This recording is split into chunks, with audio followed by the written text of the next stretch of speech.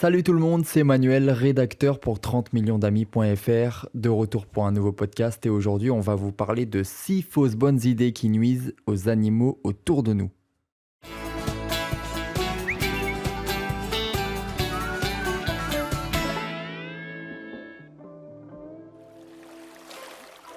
Qui dit petite balade dans les parcs dit souvent rencontre avec les canards. On pense tout de suite aux sacs de pain et aux miettes que les gens leur donnent. Première fausse bonne idée, ce n'est pas moi qui le dis, c'est le docteur vétérinaire Bertrand Cheffneux.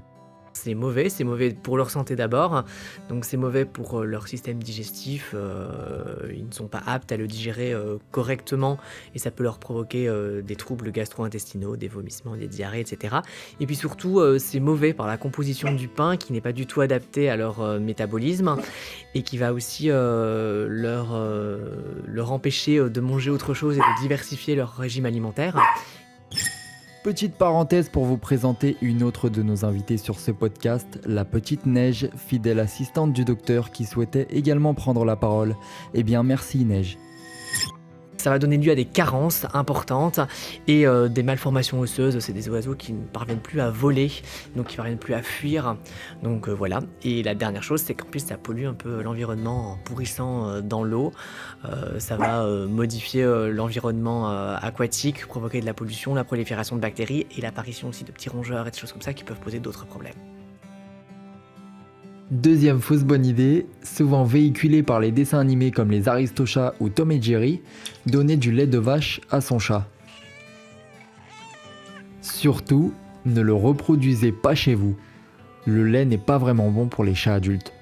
Donc le lait, il est totalement digeste et digestible par les chatons qui possèdent une enzyme particulière dans leur tube digestif pour digérer le lait maternel et donc il est indispensable aux chatons. Mais avec le sevrage et le passage à l'alimentation humide, à l'alimentation solide et humide d'ailleurs, les enzymes disparaissent et donc les chats adultes ne digèrent plus correctement le lait et là ça va leur donner également des symptômes gastro-intestinaux, des diarrhées, des vomissements, des ballonnements, des flatulences. Ça peut également être source d'allergie chez certains individus et en plus, si jamais ils le digéraient encore, par exemple, c'est beaucoup trop calorique, donc ça va provoquer des problèmes de poids notamment. Vient ensuite le lapin et sa carotte. Un aliment pas forcément très bon pour lui, ou alors lui en donner avec modération. C'est beaucoup trop riche en sucre, ça va leur causer des problèmes de dents, ça va leur causer des problèmes de transit également, donc ça doit rester vraiment une friandise. Alors je parle bien de la carotte, la partie orange, tout ce qui est fan de carottes, le vert des carottes, ça c'est très bon, vous pouvez leur en donner quand vous voulez.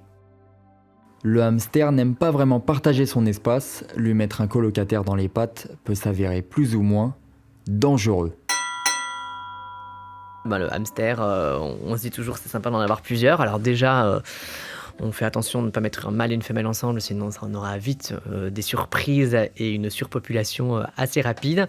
Mais les hamsters, pour la plupart en tout cas, donc je parle pas des hamsters nains qui sont un peu plus sociaux, la plupart des hamsters ils sont vraiment solitaires, donc si ils viennent de la même portée ou qu'on les met ensemble très jeunes, on peut toujours essayer mais sous surveillance, sinon généralement ça se termine en pugilat et en grosse bagarre, avec parfois des blessures vraiment très importantes, donc c'est pas une bonne idée d'en mettre plusieurs ensemble généralement.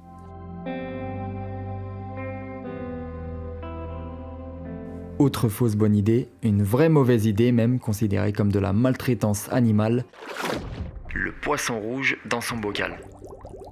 Un environnement pas du tout adapté pour lui qui ne lui permet pas de développer ses comportements naturels, de nager librement, de grandir et ce n'est pas tout. En plus, la qualité de l'eau, la teneur en oxygène, etc. ne peut pas être maintenue et ne peut pas être assurée. Donc ça va vraiment être l'origine de nombreuses maladies chez le poisson rouge. En plus de ça, le poisson rouge, il a besoin de congénères. C'est un animal qui est vraiment sociable. Donc du coup, il faut vraiment oublier cette idée du rond, du bocal rond un peu design. C'est vraiment très mauvais pour le poisson rouge, donc on privilégie un plus grand aquarium d'au moins 100 litres rectangulaire avec un renouvellement de l'eau, de l'air, etc.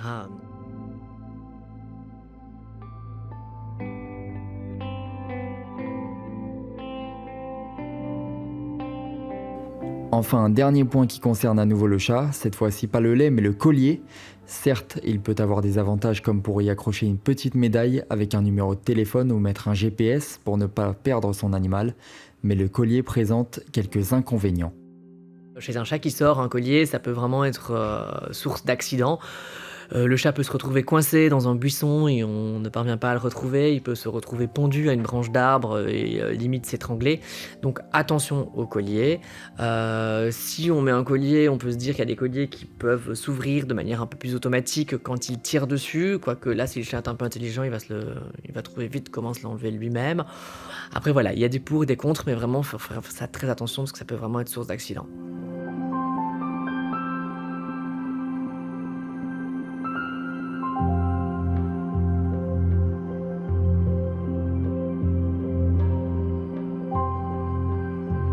Voilà, vous savez tout, c'est la fin de notre podcast. Merci de nous avoir écoutés.